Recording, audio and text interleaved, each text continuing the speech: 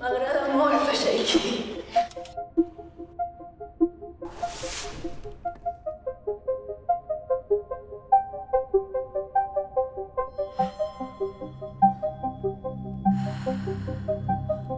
Ingrid, per què faig això?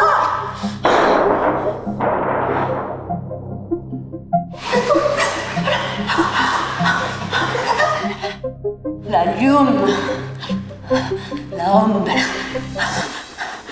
la dualitat.